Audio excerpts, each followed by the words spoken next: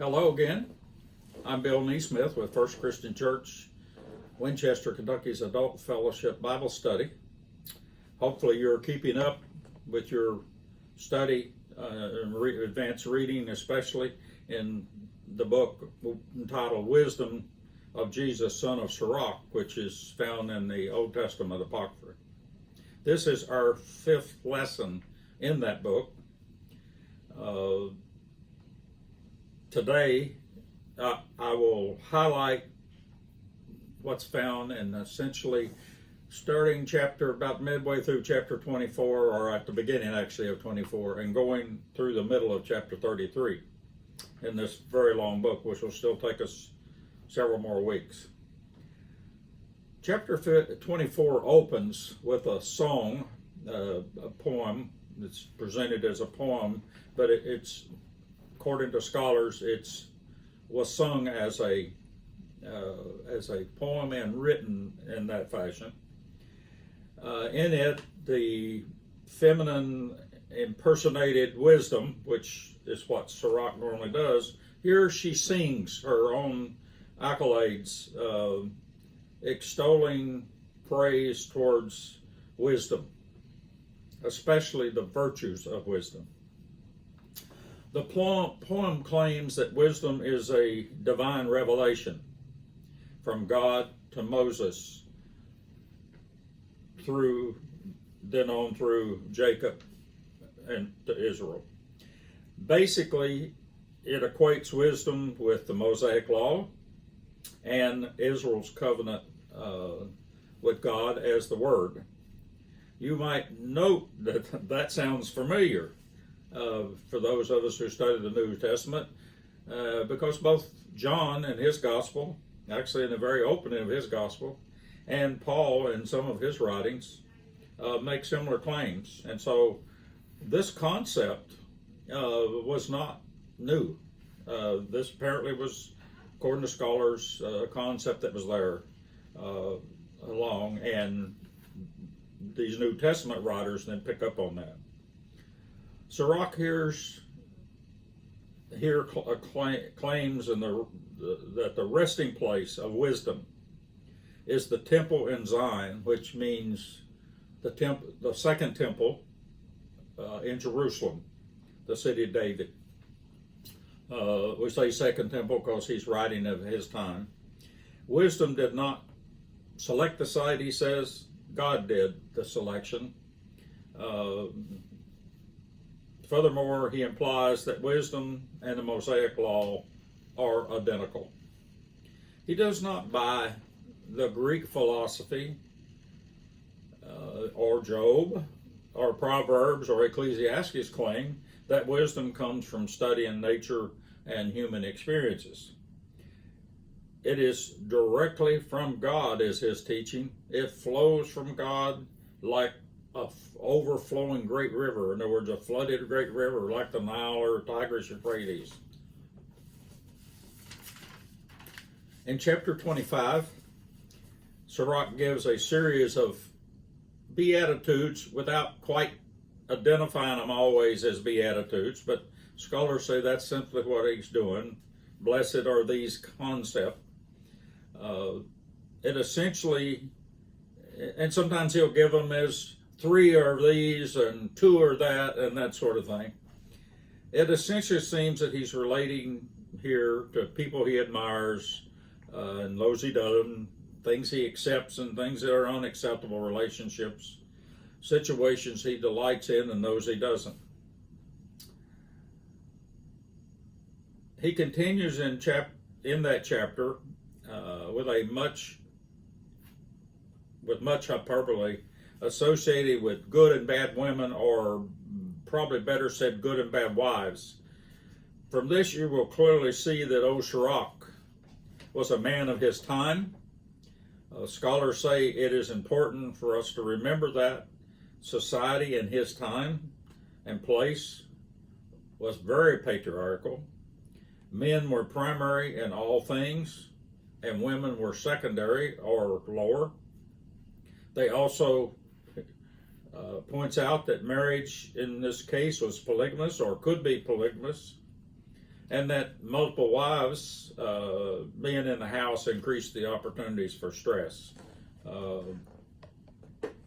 Sirach appears to take literally the story in the Garden of Eden in Genesis that claims that sin originated with women. It makes that point pretty clear, in his opinion. An additional list of taboos about marriage, especially mixed marriages, may be in your Bible, may not be. Chapter 26, verses 19 through 27 are not in the original Greek and original Hebrew and Greek. These were added later at some point. It should be properly footnoted as such in your Bible, or it may just say some other manuscripts cover these. These taboos all relate to the purity laws that were especially prominent among the priestly orders sort of 100 years or so after Sirach. In other words, the renewal of trying to renew some of those older purity laws or tighten them up came about in the Second Temple time, about 100 years before Christ. Next, he moves to some proverbs related to integrity. In them, Sirach says 3 things are especially heartbreaking and produce or should produce great anger when you encounter them. Those 3 things are a warrior in want from poverty, and secondly, an intelligent man being treated with contempt, and thirdly, anybody turning away from righteousness to sin. He takes a harsh stand against dishonesty in commerce. He is not necessarily against commerce. There are some scholars who would argue he's anti-commerce, but other scholars strongly argue that is not what he's saying here. But he says it is very difficult to be an honest businessman, put in modern terms. A merchant or tradesman can hardly escape sin, he says, because they are swimming in greed, or swimming with greed, some translations will put it. Sirach then turns to offenses against companions, friends. Betraying one's confidence is the main issue here when you read this. Keeping confidence, he says, is the true measure of friendship. This poem addresses trust, retributions, slander, and vengeance. He includes some nice analogies, one of them involving a trapped sparrow. Won't trust you from this point on. He especially disdains winking as you're talking. And what he's referring to here is that when you're talking and you wink, you're perverting the true meaning. And the Hebrews strongly felt you keep your mouth shut if you're not going to say exactly what you mean. So that's what that's referring to. Anyone who expects forgiveness from God must first exert compassion towards his neighbor, Sirach says, and his fellow humans, including his enemies. That sounds really familiar, doesn't it? You know, that's a core teaching of the Hebrew faiths, and it was a core teaching of Jesus. Before you pray, Sirach says, forgive your neighbor.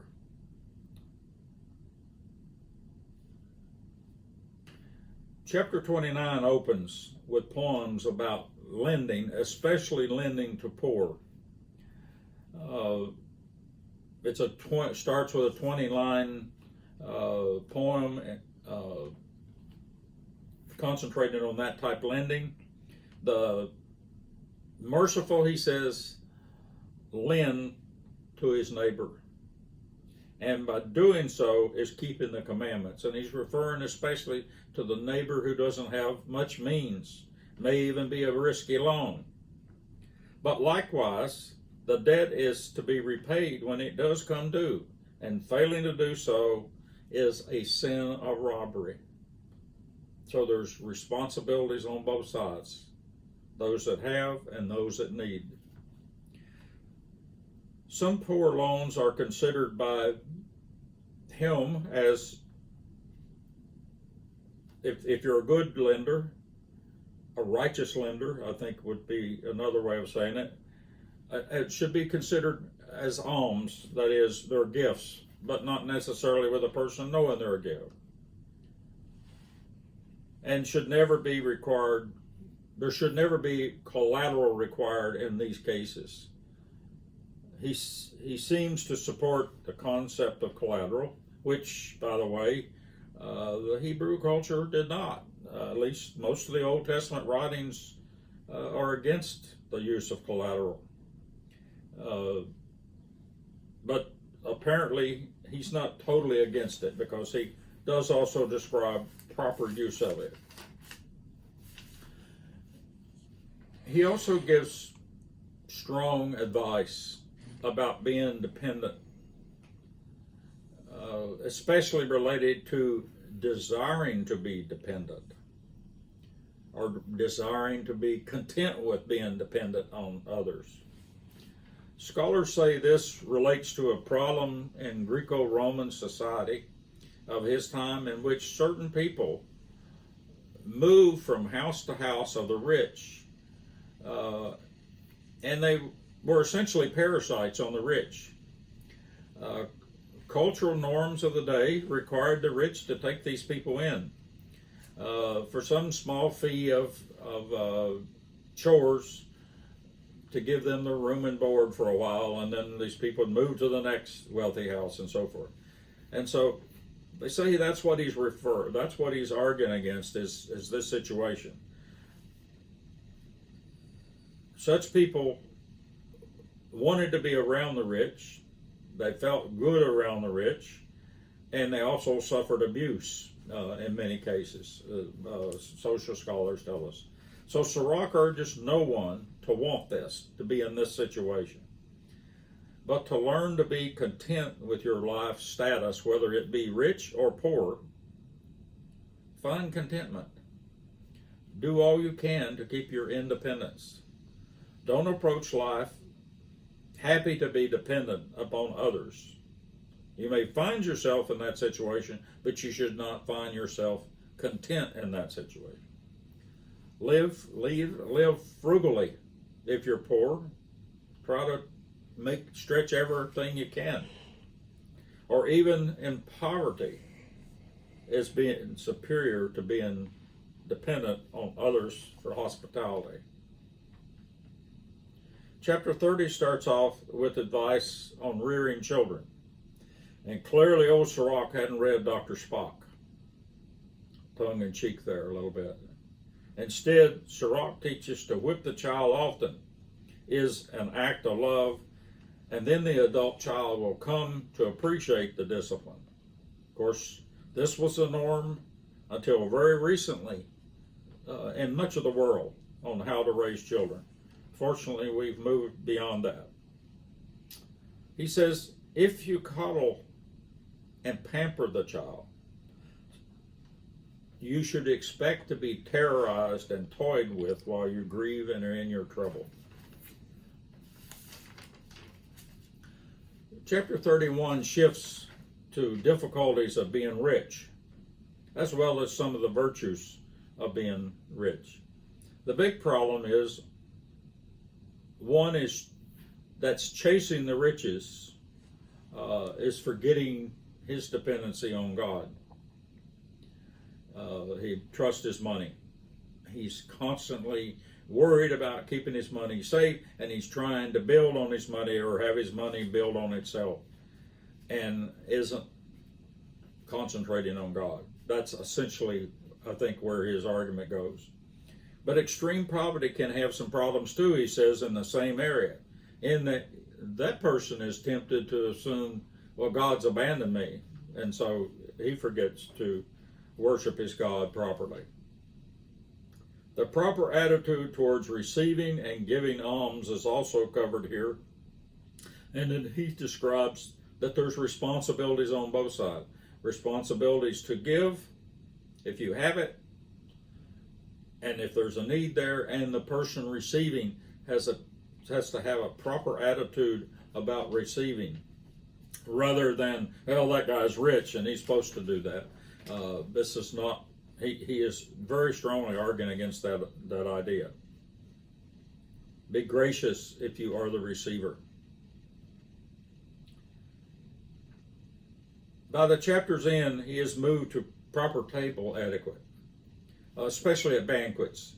And scholars tell us to appreciate this through the lens of the Greco-Roman banquets of his time.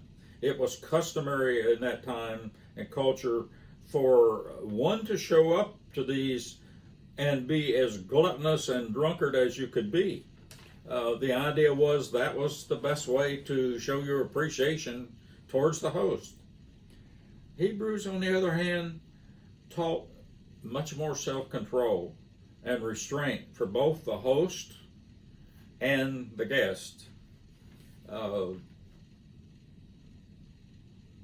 Finally, in chapter 32 and 33, he turns towards divine providence in one's life. If you desire it, rise early to seek God before all your other activities. And if you truly seek God, submit to Him and accept the discipline imposed by God's laws, he says. You should want to follow the law, for it represents God's will and providence for you. Those who don't get this, he calls the foolish. And those who do, he calls the wise. Have a good Bible study this week, folks. Continue to read in Sirach, and hopefully we'll be here again next week with another lesson out of the book of Sirach.